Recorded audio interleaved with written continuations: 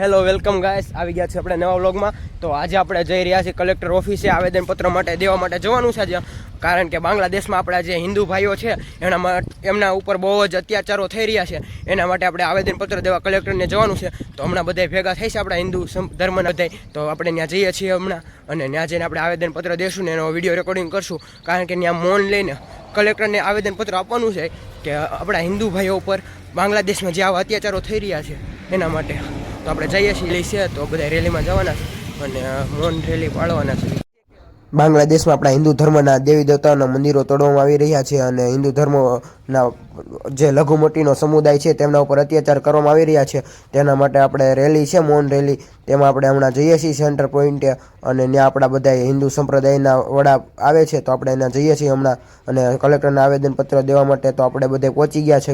હમણાં અહીંથી રેલી કાઢીને આપણા બધા પ્રમુખને બધું આવી જાય પછી આપણે જશું કલેક્ટર ઓફિસે, ત્યાં બધાને આપણે આવેદનપત્ર દેવા જવાનું છે કલેક્ટર સાહેબને।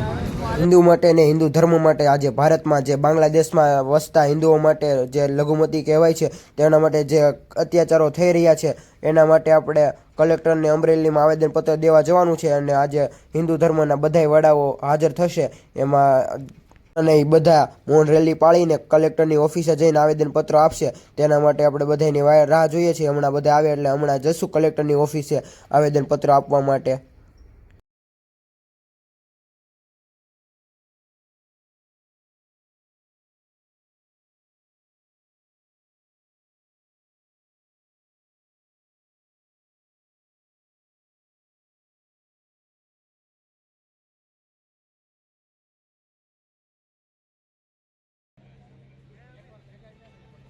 નોંધ લઈએ છીએ।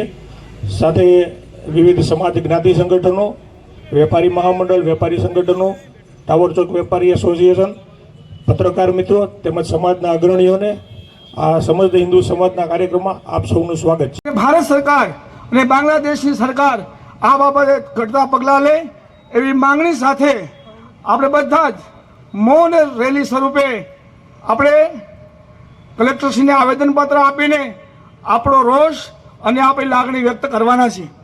અહીંયા ઉપસ્થિત એ હિન્દુ સમાજનું પ્રતિનિધિત્વ છે।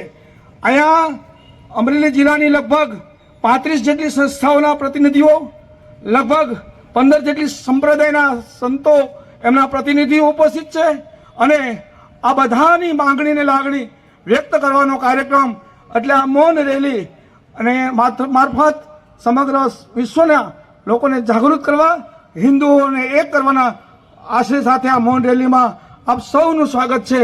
ફરી વખત મારી સાથે ભગવાન શ્રી રામનો જયઘોષ કરીને આપણી લાગણી અને આપણો આક્રોશ એ સમગ્ર વિશ્વ નોંધ લે એવા ભાવ સાથે મારી સાથે ભગવાન શ્રી રામની જયઘોષ કરશું। જય જય શ્રી રામ, જય જય શ્રી રામ, જય જય શ્રી રામ, જય જય શ્રી રામ, જય જય શ્રી રામ। ત્યારે શસ્ત્ર પણ ઉઠાવવું જોઈએ, અને જ્યારે માળાની જરૂર પડે ત્યારે આપણા દેશના સંતો મહંતોએ માળાના માધ્યમથી અનેક આશીર્વાદ આપી અને સત્કર્મો કર્યા છે, એવા આપણા ઇતિહાસો છે। चंदन है जिस देश की मिट्टी, चंदन है जिस देश की मिट्टी, तपोभूमि हर गांव है, हर बाले देव की प्रतिमा, जहां बच्चे बच्चे राम है। आ वाला सज्जनो, આપણી ભારતીય સંસ્કૃતિ છે। આ દેશ એટલા માટે સર્વશ્રેષ્ઠ ગણવામાં આવ્યો છે, આ દેશની સંસ્કૃતિ એટલા માટે સર્વોપરી ગણવામાં આવી છે કે આ દેશ હંમેશાને માટે બધાને જોડે લઈ અને ચાલવામાં માનનારો આ દેશ છે। પરંતુ જ્યારે કોઈ પણ વ્યક્તિ આપણા હિન્દુ ભાઈઓ ઉપર, આપણી સંસ્કૃતિઓ ઉપર અને આપણા મંદિરો ઉપર આંગળી ચીંધે ત્યારે એને જવાબ આપવો એ આપણું કર્તવ્ય છે। માટે વાલા સજ્જનો, છેલ્લે એક નાનકડી વાત કરું। આળસને ખંખેરી નાખો, જીવનમાં નીતિ રાખો, આળસને ખંખેરી નાખો, જીવનમાં નીતિ રાખો, વાણી તો મીઠી ભાખો, ઘરની વાત ઘરમાં રાખો, અણહકનું ન ચાખો, કુટુંબમાં સંપ રાખો, નફરતને દૂર રાખો અને હૈયું હેતાળું રાખો। આપણા જીવનમાં જ્યારે અમુક વસ્તુ તૂટતી હોય છે ત્યારે વિધર્મીઓ હંમેશાને માટે આપણા ઉપર હાવી થતા હોય છે. એટલા માટે આપણા જીવનમાં સંપ બની રહે, આપણા જીવનમાં એકતા બની રહે, અને જ્યારે જ્યારે આ દેશને જરૂર પડે, આપણી સંસ્કૃતિને જરૂર પડે, ત્યારે આપણે સમય આપીએ, આપણી સંપત્તિ આપીએ અને આપણી સન્મતિને આપીએ, અને આપણી સંસ્કૃતિ, આપણા સંસ્કારો, આપણી ધરોહર સજીવન રહે અને આપણી પરંપરાઓ પ્રજ્વલિત રહે, એના માટે આપણે બધા જ પ્રયત્નો કરતા રહીએ. આપણા જીવનમાં દેશભક્તિ અનિવાર્ય હોવી જોઈએ. લઈ આવે કે કામ લાગશે. મોટા મોટા ગડ્ડરો નથી રહેવા દેતા. એટલે આપણા જીવનમાં આ ભક્તિ પ્રગટે, દેશભક્તિ પ્રગટે. આપણા જીવનમાં અત્યારે જે આ બાંગ્લાદેશમાં પ્રશ્ન આવ્યો છે એના માટે આપણાથી બનતા પ્રયાસો કરીએ.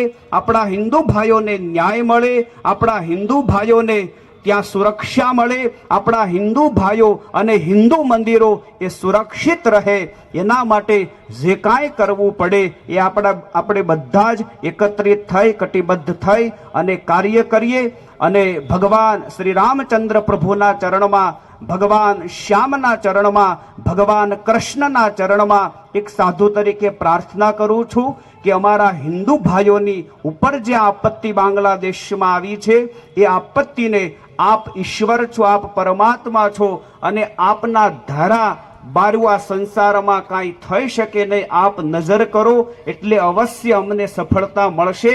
માટે પ્રભુના ચરણમાં પણ પ્રાર્થના છે કે હિન્દુ ભાઈઓને ન્યાય મળે, હિન્દુ ભાઈઓ સુરક્ષિત થાય, એવી પ્રભુ આપણને બધાને શક્તિ આપે, હિન્દુ ભાઈઓને સાતા મળે, એ પ્રભુ ચરણમાં પ્રાર્થના કરી વિરમો છું. અસ્તુ.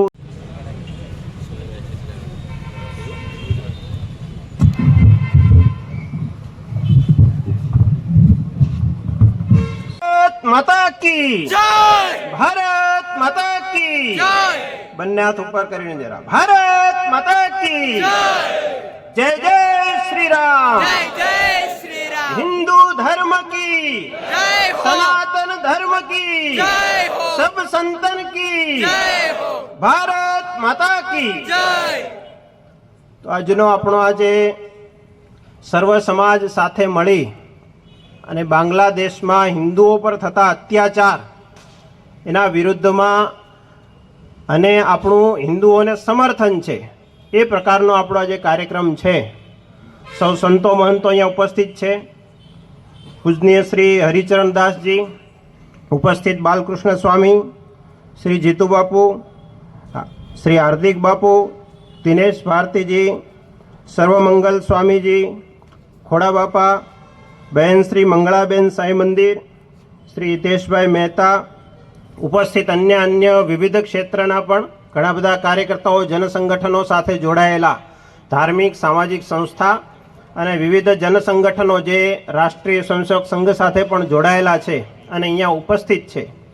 ઉપરાંત સમાજમાંથી જેમને જેમને આનો સંદેશ મળ્યો છે, સોશિયલ મીડિયામાં સંદેશ વાંચીને આવનારી સંખ્યા ખૂબ છે આજે, જેમને જેમને સંદેશ મળ્યો છે અને અહીંયા હિન્દુ સમાજ બાંગ્લાદેશમાં જે પ્રતાડિત થઈ રહ્યો છે એના સમર્થન માટે એકત્રિત આવ્યા છીએ.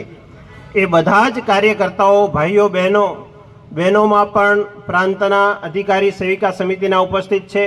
ઉપરાંત અન્ય બહેનો જે વિશેષ જવાબદારીઓ સાથે ઉપસ્થિત છે, સર્વેનું હું અહીંયા અભિવાદન કરું છું. કરી રહ્યો છે એ દિશામાં પહોંચ્યો છે. અને એટલા માટે આટલા બધા સંતો હોવા છતાં, કારણ કે સંતો જે આપણને દિશા આપવાનું કામ સંતોનું જ રહ્યું છે વર્ષોથી, અને અકબંધ આજે પણ એમનું જ કામ છે. અને એટલા માટે સંતો ઉપસ્થિત છે. એમણે જે દિશા આપી છે એ દિશામાં જ આપણે આગળ વધવાના છીએ. પરંતુ એક રાષ્ટ્રીય વિચારધારા તરીકે, સંઘના પ્રતિનિધિ તરીકે આપણી વચ્ચે નાનકડો વિષય કે આપણા સમજમાં આવે, ધ્યાનમાં આવે, જે સંદર્ભમાં આપણે એકત્રિત આવ્યા છીએ, એટલા માટે હું આજે વાત કરવા માટે અહીંયા ઉપસ્થિત થયો છું. બાંગ્લાદેશમાં હિન્દુઓ પર જે અત્યાચાર થાય છે એ આજકાલનો વિષય નથી, વર્ષો જૂનો વિષય છે. ભારત વિભાજિત થયું ત્યારે બાંગ્લાદેશ છે, બાંગ્લાદેશ તરીકે સીધું અસ્તિત્વમાં આવ્યું નથી, પાકિસ્તાન તરીકે અસ્તિત્વમાં આવ્યું. અને પૂર્વ બંગાળ અને પશ્ચિમ બંગાળ એ બે ભાગ જે 1905માં અંગ્રેજો કરવા માગતા હતા અને ક્રાંતિકારીઓએ આંદોલન કર્યું અને ક્રાંતિવીરોએ બે ભાગ થવા નહીં દીધા. એ વખતે બાંગ્લાદેશના બે ભાગ ન થવા જોઈએ, આપણું ભારત અખંડ રહેવું જોઈએ, એના માટેનો પ્રયાસ કર્યો. એ પ્રયાસમાં આપણે સફળ પણ થયા 1857ની આસપાસની ક્રાંતિમાં.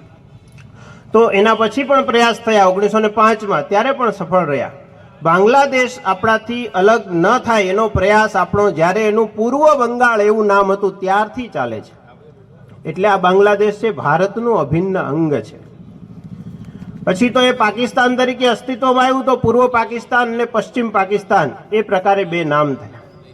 1971માં આપણને ધ્યાનમાં હશે, ભારતના સહયોગથી, ભારતની સેનાના સહયોગથી ત્યાં ફરીથી લોકતંત્ર સ્થાપિત થાય. કારણ કે ત્યાં કટ્ટરવાદી તાકાતો આક્રાંતાઓ પહોંચી આવ્યા હતા અને આપણને ખબર છે કટ્ટરવાદી તાકાતો એટલે કોણ છે આ સમાજમાં, વિશ્વમાં. એ તાકાતોએ ત્યાં ડીંગો જમાયો હતો. તો એ ત્યાંના હિન્દુઓ પ્રતાડિત ન થાય એટલા માટે 1971માં એક પ્રયાસ થયો અને બાંગ્લાદેશને અલગથી એનું અસ્તિત્વ મળે અને એક લોકતાંત્રિક દેશ બને એવો પ્રયાસ થયો અને લોકતાંત્રિક દેશ બન્યો પણ ખરો.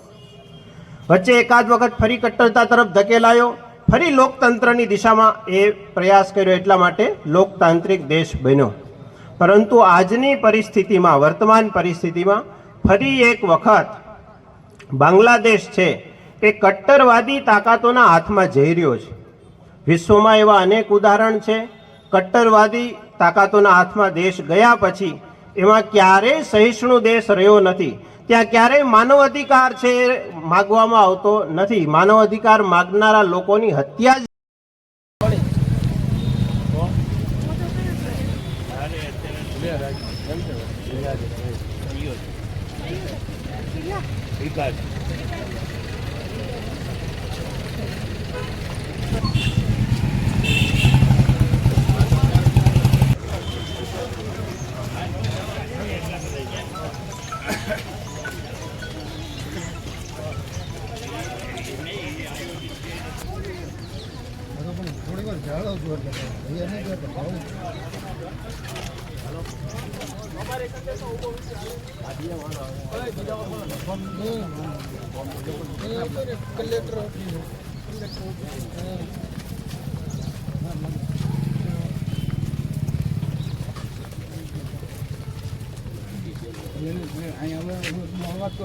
હિતેશભાઈ અહીંયા નારા બોલાવે એમાં કઈ વાંધો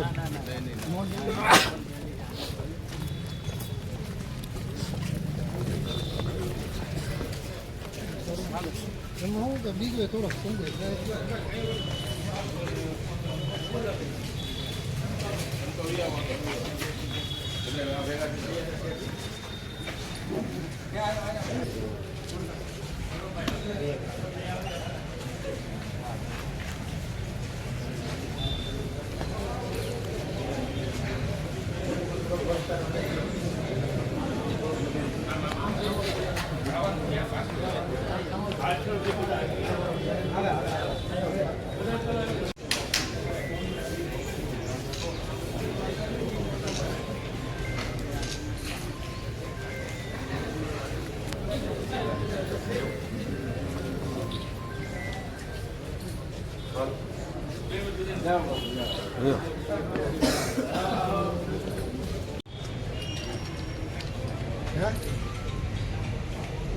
ના ના કોણ બોલો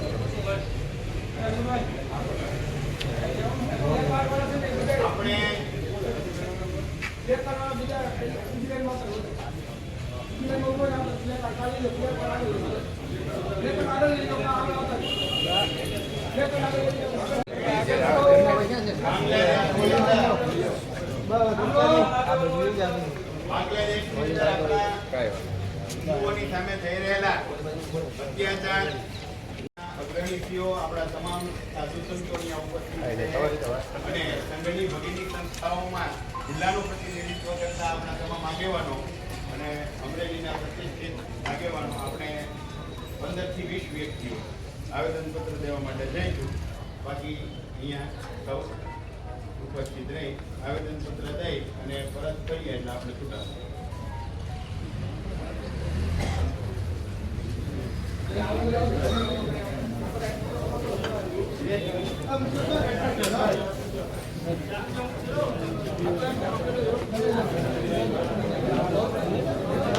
Thank you.